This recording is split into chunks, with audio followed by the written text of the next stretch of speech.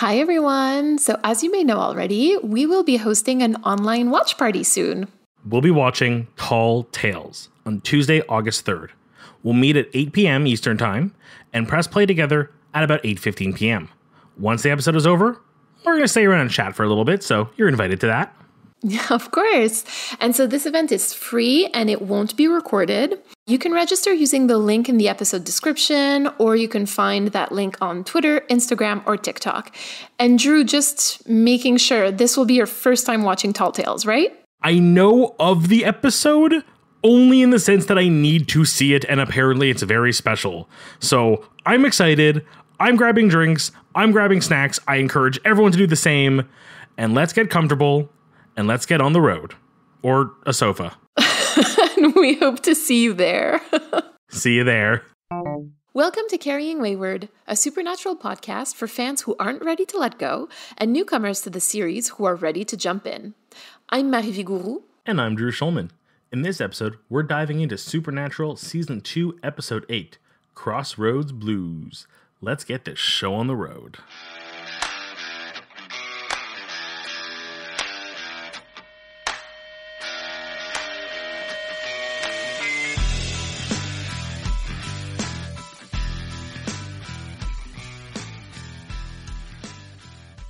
Drew, we are finally at the episode where we introduce the Crossroads. What did you think? I think it's a fantastic intro. You know, you even messaged me beforehand, the amount of lore in this episode is just so good. Oh, I'm just so excited to dive into our critical times. We can talk about all the lore we get in this episode, but we have so much to talk about because it's also just a great story episode. And I mean, truly a really fun episode. Definitely a good one, certainly a foundational one. So let's get to it so that we can get to critical time. How about we get started with your recap? Will you count me down? And 3, 2, 1, go. We start with a fantastic blues singer in a bar who is trying to play, but is being distracted by something outside. He does the only thing that is, smart to do when something outside is trying to get inside and get you. He goes outside all by himself alone. So many tropes. Locks himself up, tries to hide from whatever this thing coming after him is, and then eventually does get got. We don't ever see it, but he seems to be taken. We then cut to the present day. It seems something very similar is happening, and the brothers right away make the connection of black dogs or hellhounds. Something's after these people, but no one can see it. We know all these signs, and they eventually figure out that someone has made a deal with the devil at the crossroads as they get to this bar where everything sort of started. They try to save the person who started it, who doesn't want to be saved. They try to save the only person who is currently still alive that we know of, and they are successful because Dean actually tries to make a deal with the devil, but ends up trapping the devil, and learns about his father and how John made a deal to save him, which he always kind of knew, but now he knows for sure. I think that's everything time. Woohoo! That was good.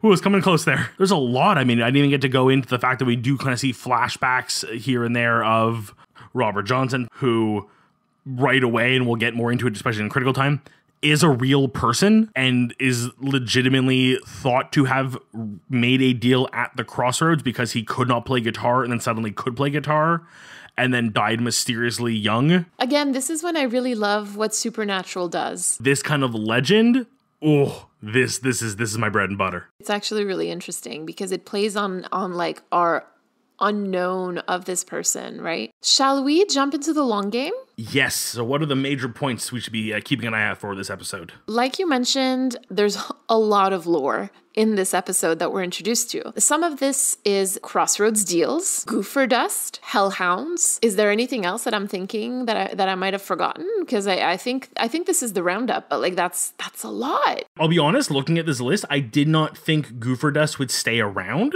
I kind of thought that'd be a one-off for this episode, kind of dealing with the hoodoo origins of the deal-making, but I'm intrigued to know that it remains. It remains every time that they discuss hellhounds, essentially. So whenever there's a hellhound around, there's Goofer Dust. And I think that this is pretty cool. It's an homage to this episode and to the culture that brings it to us, right? I really do like that. That's impressive that they would carry that through like this. Good for them.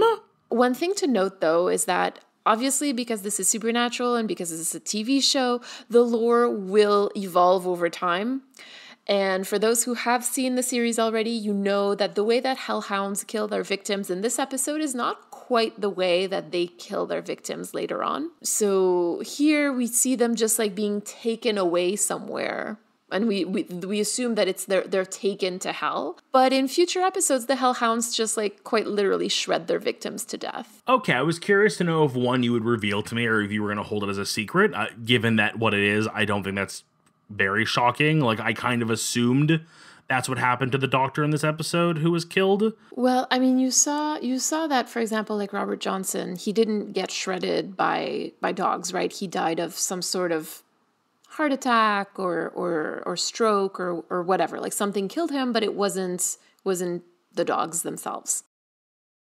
Interesting, and I will ask you to remind me in case I miss it, but when we get into the lore of hellhounds, I do definitely want to touch on that. Okay, amazing. Noted.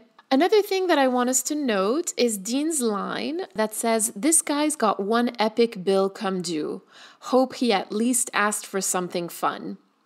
I'm not going to comment on this, but we'll revisit this in season 3. I want us to pay particular attention here to the fact that the Crossroads demon is trying to get Dean to make a deal in order to bring John back.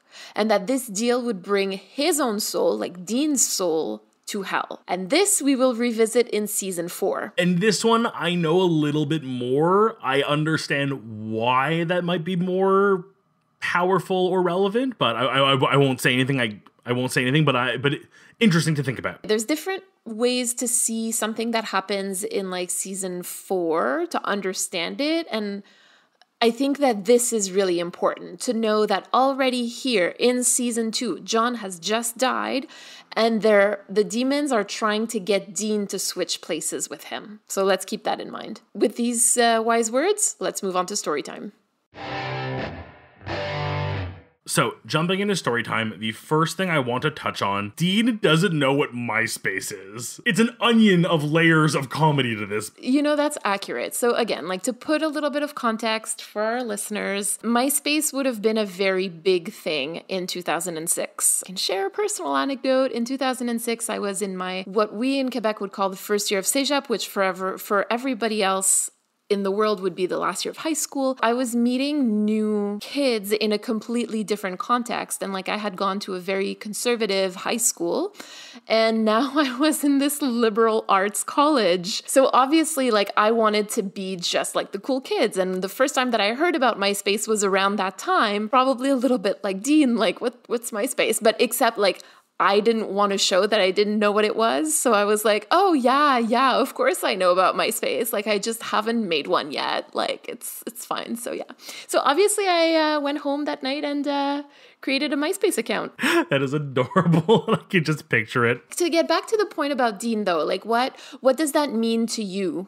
I mean, it's a lack of connection to modern culture. I mean, to give an example, that would be like someone today not knowing TikTok. And I'm not talking not being on TikTok. I'm saying like has never heard of it. You're definitely right. And I think that speaks to like what we've been talking about a little bit lately about how isolated Dean is from general pop culture, I suppose, or modern pop culture, because he has a lot of pop culture from the 80s and the 70s, as we also discussed recently, right? You know, he probably didn't use a computer much. He probably, like, from the sounds of it, his research has always sort of been through John or through libraries, as we've seen them both do countless times.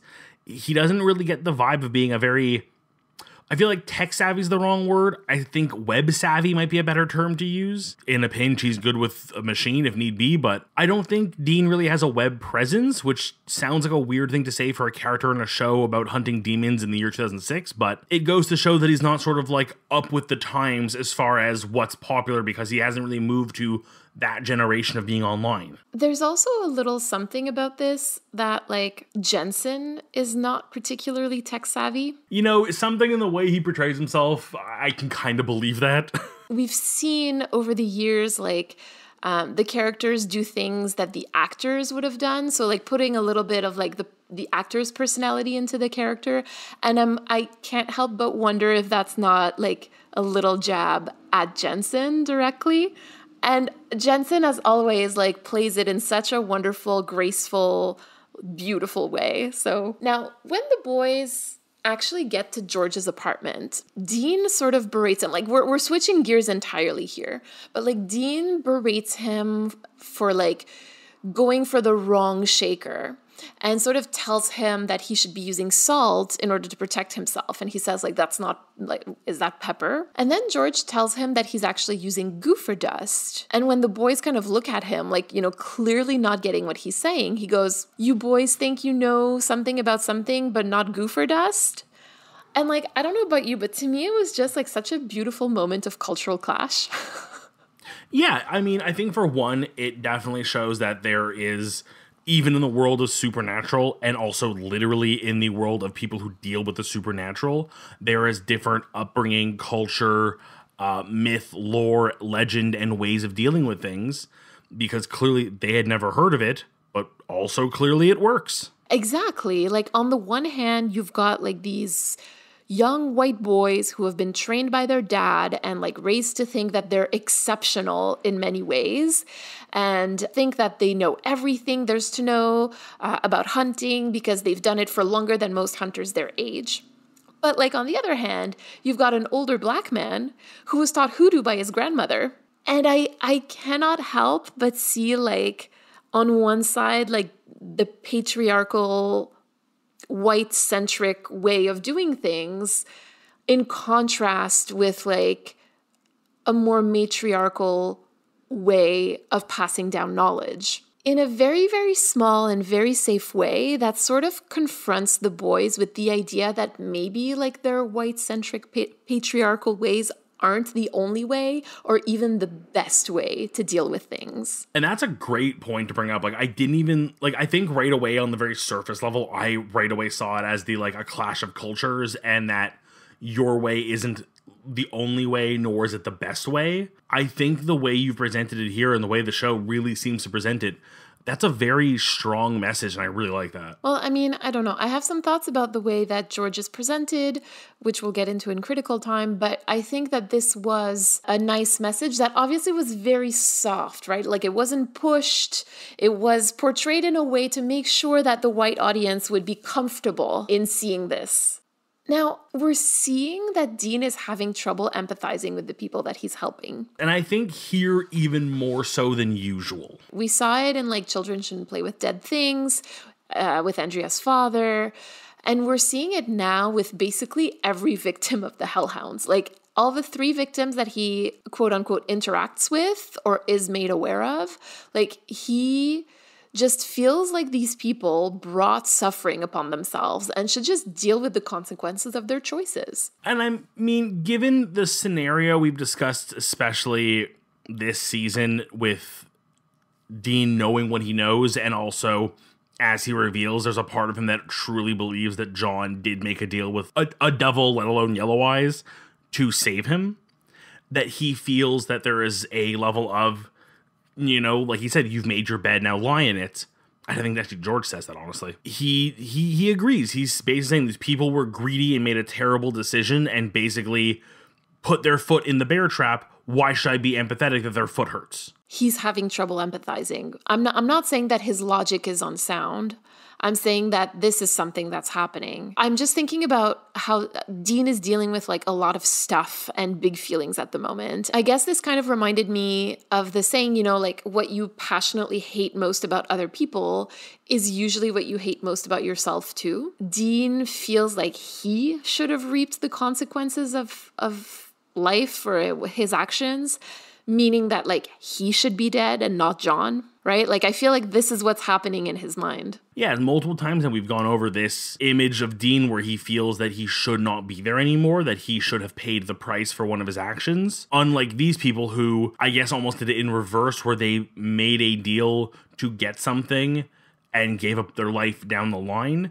Dean is in the reverse, where his life was taken from him, but someone else made the choice of, nope, we're saving you now, against his will, essentially. I think in his interaction with George, more than anyone else, he really sees himself in the fact that this is someone who knows what they've done, has accepted their fate, and is ready for it. You know, like, he's holding off to finish his last painting because he feels like he has something he's not done with. But once that's done, he is going to remove that gopher dust. He's going to open that door, and he's going to face what he summoned. And this sort of reminds me of Dean and Faith. Yeah. You said that we see it mostly clearly with George, but I would also argue that there's a really, really important conversation happening with Evan. When they're talking with Evan and figuring out like what happened exactly, like Dean is the first one to kind of center the experience of Evan's wife. He goes like, what if she knew how much it cost? What if she knew it cost you your soul? How do you think she would feel? So in this case, I think Dean is projecting. Not that that's a bad thing and not that he's wrong, but like since he can't verbalize how he's feeling, he's finding other ways to externalize it, right? So like he, again, like as we've discussed multiple times, cannot talk to Sam about what's happening with him. So he's finding, so these emotions have to come out in one way or another, and they're coming out of him projecting onto Evan's wife and saying like, how do you think she would feel if she knew about this? Like he's expressing basically like his own anger for the deal that he is now getting confirmation that John made to save his life. And I want to talk about Sam a little bit here because like Sam is sort of letting it happen. Usually when Dean crosses a line, he stops him right away. Like even before he's about to cross the line, or like right as he does, like he stops him. He kind of lets him go. It's a little out of character for Sam, you're right. And I'm wondering if that isn't Sam realizing what's going on and letting him get it out. Yes. So that's also my read. Honestly, like that's how I see it. I really see it as Sam understanding that this is the only way that he has right now to connect to Dean when it comes to the loss of their dad. Because Dean doesn't want to talk about it. And like basically like this is Sam's way of being able to see that Dean is also grieving, which is what Sam needs in order to grieve himself. Like he needs that exchange, that connection. And so like he's letting Dean externalize his own grief and anger because he needs to hear it. These poor kids. I know, my babies. Ugh. And actually, sorry, I just remembered something else. Like, oh? No, it's because, like, this is also, like, I think that this is really proved in the text later because, like, in the next scene, when he tries to talk to Dean, Dean shuts him down. Like, Sam tries to have the exact same conversation with him about the same topic, and Dean cannot have it. He can only have the conversation when it's not about him. Dean is the person who would deal with puppet therapy so well, I imagine. Oh, Dean.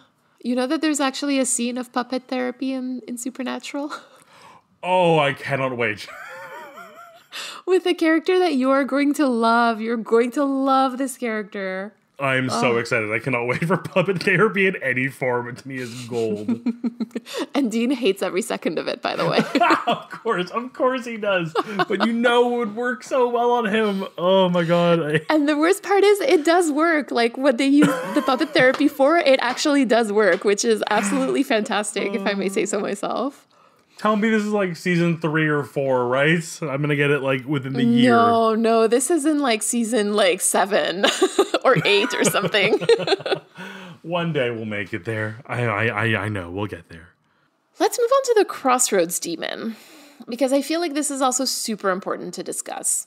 When the Crossroads demon is trying to get Dean to make the deal to bring John back, like, do you think Dean actually considers it? At first, no. I really felt this whole thing was an act and he was just playing into her hand because he had a trap laid out. At the end, when Sam confronts him about it and he just turns on the music louder, he's already made it very clear that he's accepted his fate and that when presented with the end of his life, he feels he's reached it twice now.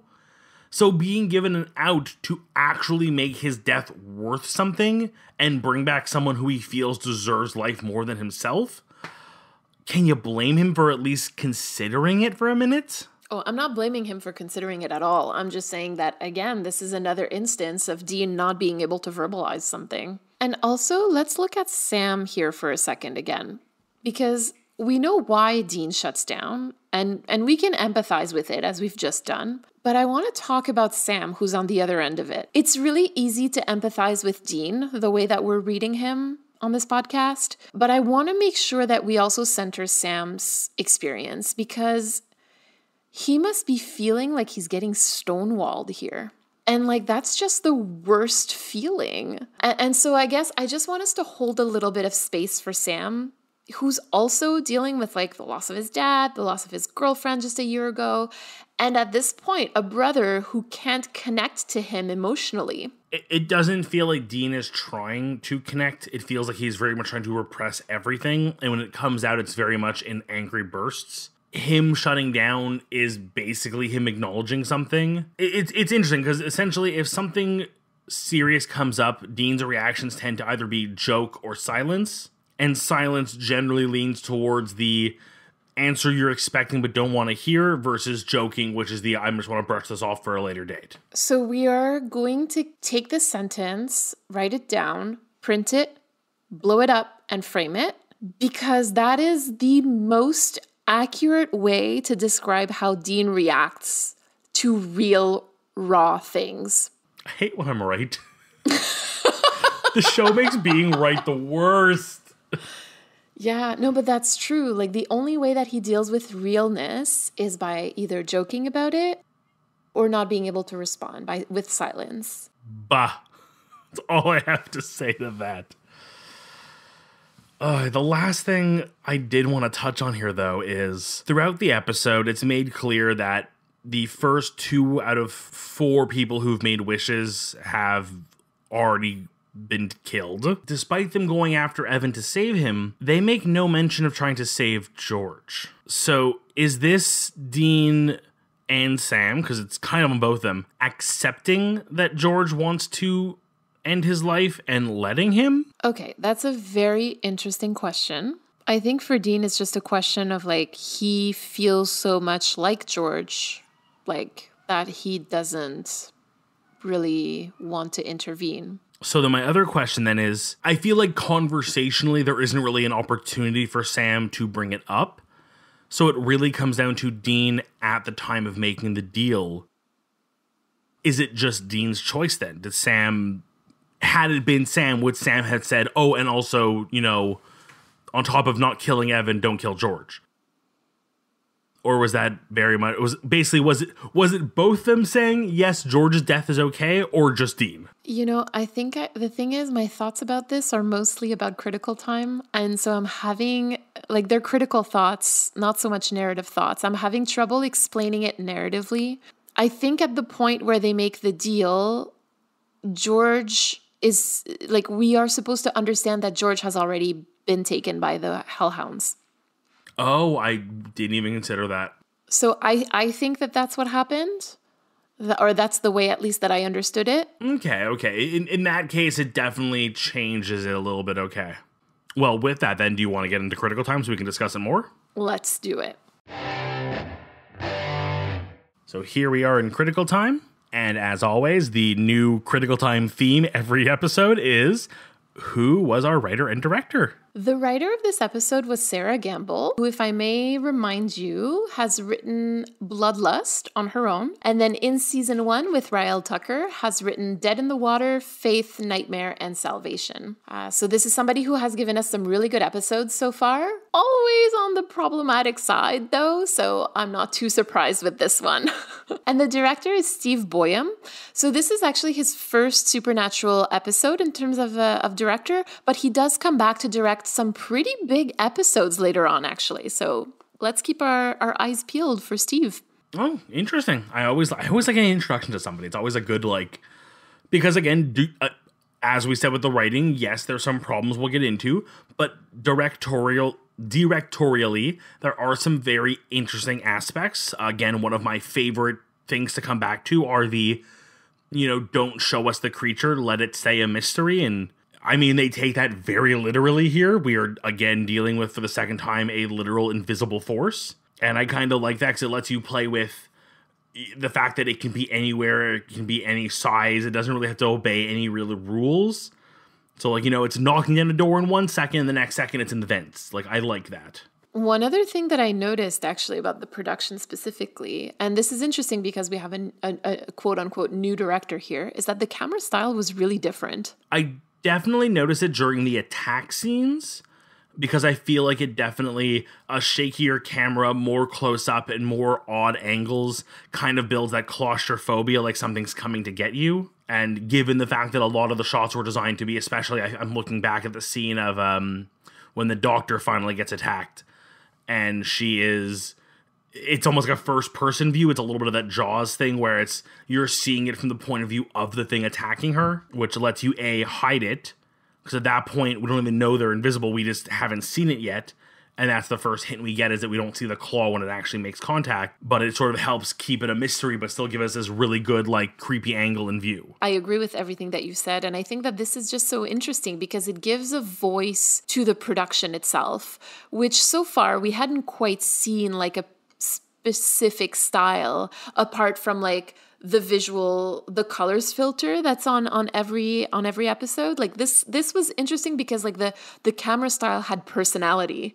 Like there was a story being told just with the shots that were composed. And I think that that's really, obviously because for the fun story, the CEGEP that I went to, the program that I did was actually in cinema and communication. And so like this is the kind of stuff that like I love nerding out about because I don't get to do that regularly. And so yeah, so there was truly like a story being told with the camera. And I think that that's really very, very cool. And that's one thing that I wish had happened more in the series. Like we don't see that happen often. We do see it sometimes sporadically, but this is like one of the first times that they really tried it. And coming from another CEGEP film student, because that's also what I basically ended up in. That's the kind of stuff I love about the show, especially in critical time. And like, it's why I was so impressed the last time we talked about it at the beginning of this season with the soundscaping of In My Time of Dying, just having the no footsteps or having the very like echoey hallways. Like those are sound choices that help represent the story. It's nice when camera work and sound work can do more than just be blunt. Absolutely. Like they are tools to tell your story with. If you're not using those tools, like then you're missing out on a part of the story being told. I encourage listeners when you're watching films, just a quick aside, when I watch bad movies, like when I'm watching a movie, especially like a really bad horror movie, and you're just like, I've checked out, this is awful, I can predict everything. Start looking for when the camera gets really different, or when the sound changes drastically, or the lighting changes, the color or the tone. Those are really interesting things to look for and see how they're used. And usually in a good story or in a good movie, you won't notice it. It'll be a part of the story. And so that's why it's really interesting to start noticing it in movies that you're not enjoying, because you start paying more attention, and that sort of trains your eye and your ears to pay more attention during those good movies as well. Would you like to tell us about lore in this episode? I would. What is your line about that was not yarrow? So when they're at the crossroads, they point to these like yellow flowers and they're like, oh, it's yarrow. And like, that's not yarrow. Okay. They just misnamed it. I wonder, like, I now kind of want to go look up yarrow and see if it has any lore relevance and why they would not use it. But I think that's like more than we need to. But weren't you drinking yarrow tea? Yes, I'm drinking yarrow tea right now.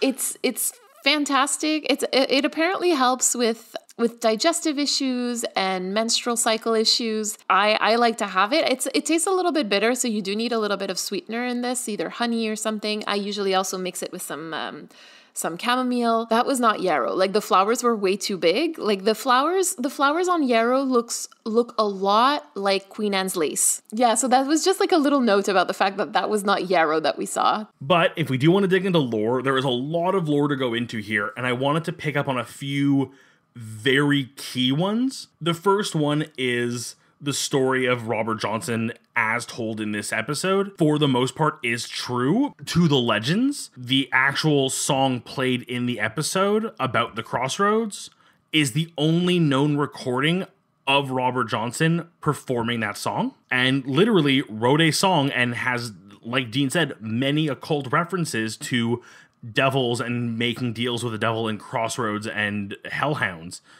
So it does make sense why so many people speculated that he had made a deal with the devil at a Crossroads, like his song said, to gain his abilities, because he literally went from being a nobody to a brilliant guitarist overnight. And I just think letting us have that real world connection to the story helps give it such weight. I think I just want to make sure that we're mentioning here that one of the reasons why we know so little about Robert Johnson is because he was a black man in America in the 1950s? Is that what it is? The reason why we don't know that much about it is not because he was this absolute mysterious man. It's because white people did not record his life well enough for us to be able to know anything about him today. No, that's very true, and I think should be recognized. You are right. A lot of cultures do benefit and do rely on passing down of stories, but this is a sign of when all we really have is the story, which I don't think should be negated, but at the same time is played off as being mysterious and a legend and a myth because record keeping was a very white thing at the time. And I mean, for the most part, still very much is. Another thing about that I would like to mention is like this idea that he became excellent at guitar overnight. Again, like I can't help but put on my like critical glasses on here and be like, well, did he get good overnight, or did he just get good and then white people were like, oh, how did he get so good? It's impossible that a black man would be this good at guitar. But honestly, I feel like a lot of that also feeds into the idea that like some very racist tropes in media of like the magical black man, you know, like the mysterious black man in the 50s, and even to a certain degree George, right? Like, I mean, he talks about hoodoo, mentions it a little bit. Like, we don't know how much he knows. We don't, like, he still remains very mysterious about this. And I just find that this sort of feeds into tropes that I'm really not a fan of. Yeah, no, I definitely see where you're coming from. These are problematic tropes that I just think at the time it was considered a, look, we're highlighting a black character versus, hey, we're putting in a token black character and, you know, filling in a trope essentially, which is just as problematic as vilifying them like we've seen them do already. Exactly. Like if the only black characters that you have are basically tropes and stereotypes, then really, like, do you have black characters or do you just have like black inserts? Anyway, just some food for thought about that, because I just thought that it was so interesting. Like, I was also so excited to hear that Robert Johnson was a real person, and I did look into him a little bit, and the more I read, the more I was like, wow, this is this man's story as told through white eyes. There is another story in this episode that I kind of want to look at. I don't want to steal the focus, but I do want to kind of cover a few more things in lore. And that is, to borrow a term from another podcast I enjoy thoroughly, heckpuppers. I'm gonna need an explainer there. Hellhounds is such a, you know, heavy term. I think heckpuppers is just, it's more cute and fun. And if you listen to Spirit's podcast, that's the term they've coined to make them sound less dangerous. And I kind of think it is merited because the legends of hellhounds very much is an omen. They are an omen of something bad. They are almost a warning. In most legends, they themselves are not the bad thing. Yeah, there definitely is a lot of variety in that. There is definitely a lot of... They're kind of like vampires in the sense of, like, so many cultures have their version of the hellhound or the black dogs. Most of the more common legends do tend to come from the British Isles, the UK. Scotland has a lot of legends of them. This is even why they've played a pretty heavy role in some of the Harry Potter books. I was gonna say, I'm like... I mean, Sirius Black. Yeah, Sirius. Oh, Sirius. Oh, no. I mean, that's a great example of the trope being turned on its head. You have this thing that, for all intent and purpose, is a symbol of doom and despair, and in the end winds up being something positive. Is that related at all to the myth of Cerberus? Funny enough, I did not find much crossover with Cerberus, but I would not be surprised if it does have some connectivity in the idea that, again, very often cultures do see these hounds as either taking the soul to hell, guarding the souls that are in hell, or acting like some sort of gatekeeper. So Cerberus would definitely fall into that, even if not explicitly stated. But I feel like I need to share one very specific example of the hellhound lore, and it is the example they use in the show for all of, like, 17 frames on screen. And that is when Sam holds up a book, which Dean then comments on, and it is a photo, it is an illustration, sorry, not a photo, I wish, of the Norse legend depicting Tyr and Fenrir. I've known about Fenrir. If anyone here has watched Thor Ragnarok, you know about Fenrir. It is literally a giant black dog of war. It is very vicious. It is basically just a killing machine, and as far as the lore goes, this is technically right. However, he was considered to be not a god in Norse mythology himself, but to be on the level of the gods because he was a godly creation. He was actually the child of Loki, which is a whole other can of worms to get into. But only one other god was brave enough to approach Fenrir and have any kind of relationship, which was Tyr, who was the god of war. I did not know this at the time, but in doing some research, I learned that Tyr was not just the god of war, but also the god of upholding law. Oh. So we have this Norse mythological character who is not very well known, who is very, for the people who do know Tyr, tend to know them as a destructive force, something chaotic, something that just kills indiscriminately, but in reality is also the god of just and balanced rules. The idea that if you've done something wrong and you should be punished for it, the punishment has to be done. But if someone is punishing you for something you have not done or, wrongly accused of, you should be protected. And ultimately, Tyr gets to a point where they're trying to trap Fenrir, and Fenrir says, I will not do anything for you unless you show that you trust me by placing your hand in my mouth. And all the gods go, you're just going to eat my hand. I'm not an idiot. And then Tyr realizes it's the only way. Like, we'll get what we want. We're all the gods will be safe and we will uphold our end of the bargain. But like, I have to do this. It has to be just.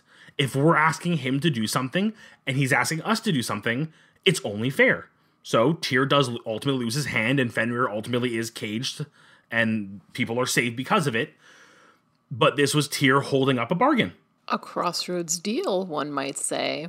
Even more, I'd like to dig into the idea that this is a character who, like Dean, is often seen as this hunter or killer or fighter, very one note, but has a deeper side and truly believes in justice and balance. I know in recent episodes we've seen Dean's judgment sway a little bit incorrectly, but ultimately does feel like if there's a price to be paid, you do deserve to pay it. Now, Drew, would you call Dean a righteous man? In his current state, I don't think I could. That's fine. This is a reference to later, by the way. Okay, yes, and again, like I said, I know a little bit about where Dean goes, so I think this plays into it nicely as a really... And again, it's one of those moments where, like, the number of... If you just Google, like, illustrations of, like, hellhounds or black dogs, or...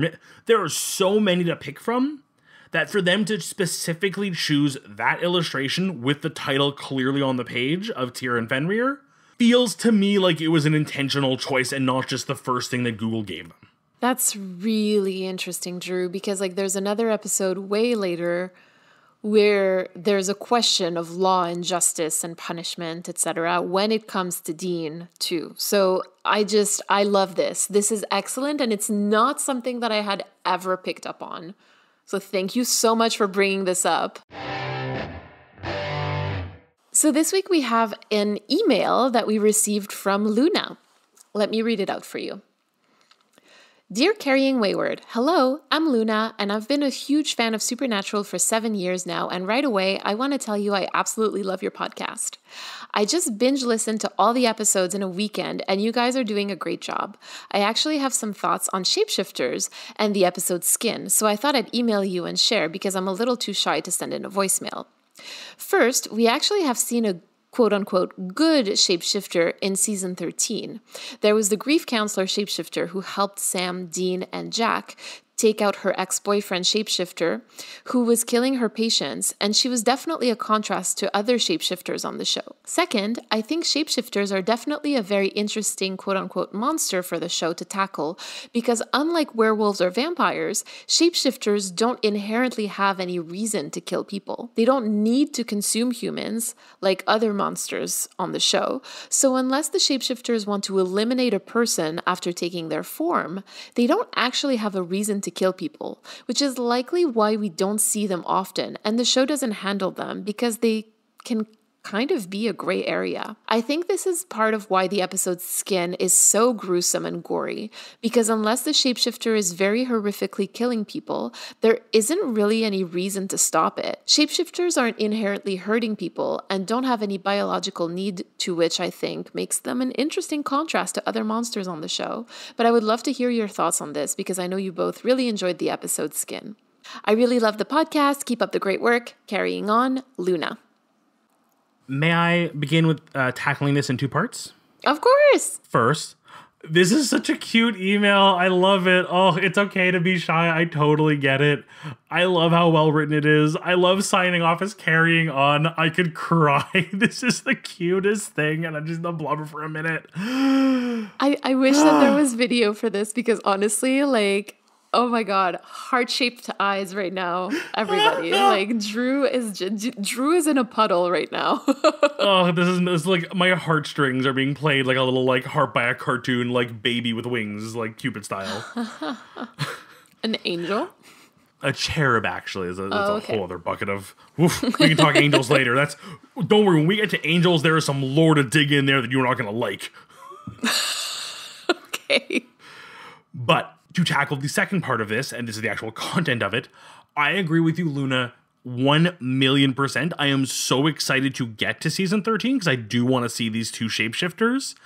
Because, like I said during the episode Skin, I think they're so brilliant that the show had to take the extra layer of making them gruesome and gross just so we would hate them as an audience so they could be a monster. Because you're right, inherently they're not. They're just, I almost, if I can like weirdly make a simile here, they're kind of like the X-Men in just that they're like people but different. And for some reason we need to inherently not like them because they're different and have abilities we don't have.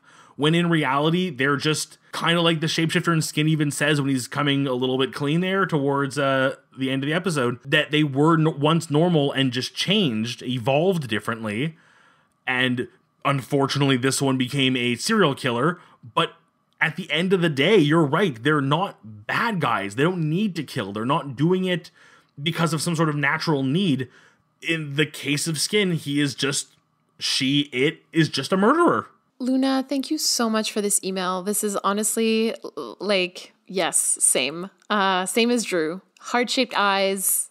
Very, very happy that because you said you were too shy to send in a voicemail, but I just really want to thank you for actually sending the email. We really do appreciate it, and it's really kind of you, and we love getting those. So thank you so, so much. And then to respond, it's true. Thank you so much for reminding me of the grief counselor in season 13, because it's true. I remember when we were recording Skin, I was racking my brain just like trying to think of like a good shapeshifter, and I couldn't think of anyone. And I think it's really telling that I couldn't remember her, because this episode is one of the ones that I truly love because it digs into some really cool stuff. Ooh, I can't wait. And I think you're also very right. There has to be a reason for us to dislike shapeshifters, because otherwise they would just be considered like a different form of human beings, right? But I think that this is also really interesting about what makes a monster a monster. You know, like, is it because of who you are, or is it because of the choices that you make? Because I think that this show's not really clear about that. Because sometimes it names humans as monsters because of the choices that they make. And yet sometimes, like, just because of the nature of who they are, and we saw that a little bit in Bloodlust, the quote-unquote monsters are considered to be monsters. And even at the end, it's not quite clear to me how the show defines what a monster is. So I think that that's really a theme that we should track throughout this podcast, because I really wonder. So thank you so much for bringing this into our discussion. Yes, truly, again, just thank you. With that, shall we find ourselves a dead center of the Crossroads and dig it up and bury a box containing our photo and a few other occult things and summon a very classically attractive female demon to inappropriately smooch to make a deal? I've got the yarrow. Let's go. Would you like to get us started on your deal this week? I think it's an obvious one because there is such a missed opportunity in this episode to partner with George. We finally have another character with a different background, like you said. That entire scene, like, I knew they weren't going to take George with them, but I think it would have been such a great arc to have George, realize, you're right, like, it's my fault these people are dying. They made these deals not understanding what I brought upon them. Let me use the last bit of life I have to save them.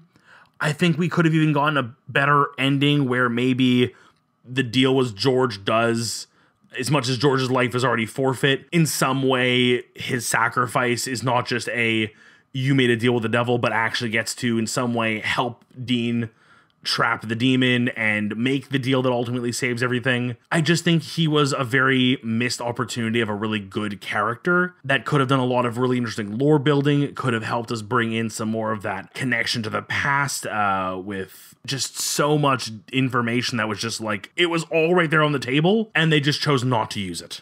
So I'm realizing now that our Crossroads deals are going to be very similar. So what would you give up for more George? Again, feel like this episode suffered from another case of just we needed to fill time, so here's other murders and other gruesome scenes, i.e. the doctor. I think we could have gotten through the episode very well being made aware that she also got killed, and there were some mentions of black dogs, and she's clearly involved in some way. But I don't think we needed to have a full 8 to 10 minute scene of her panicking in a hotel room and dealing with haunted faces and noises and then being brutally murdered. I think I said it last week too. More story and narrative, less useless murders.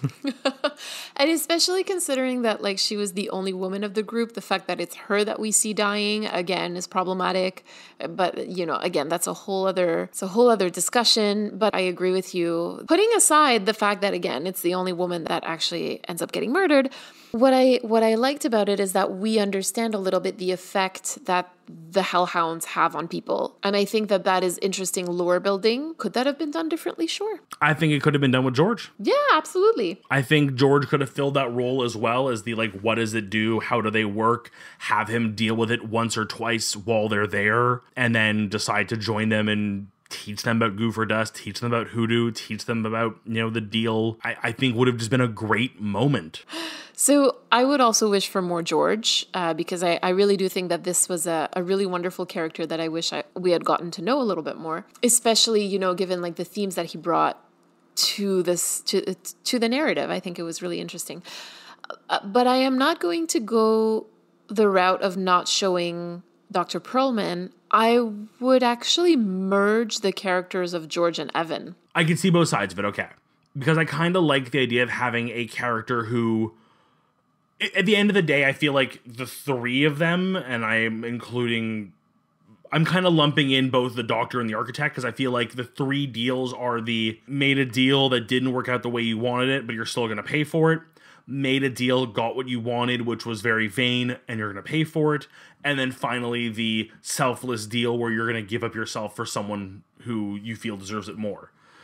So I feel like if you merge George and Evan, it'd be really hard to do both unless you made one of the other two, either the doctor or the architect, fill the role of the failed deal, which I think could still work in that case.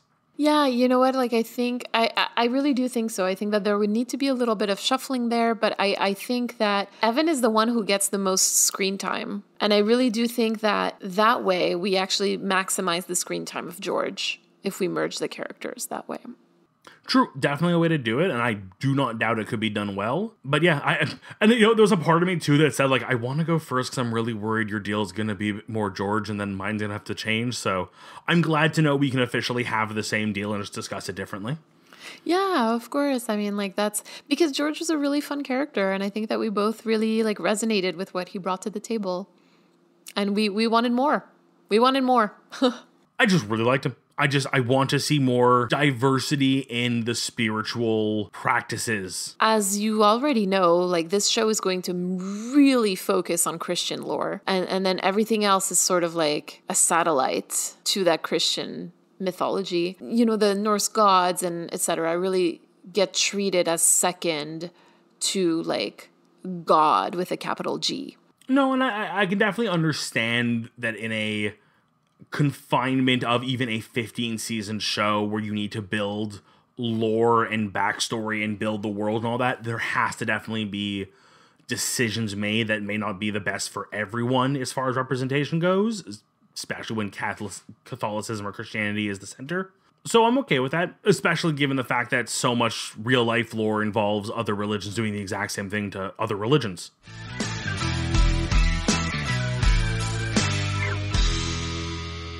You've been listening to Carrying Wayward, a supernatural podcast produced by Rochelle Castellano, hosted by Mary Vigouroux, and myself, Drew Schulman.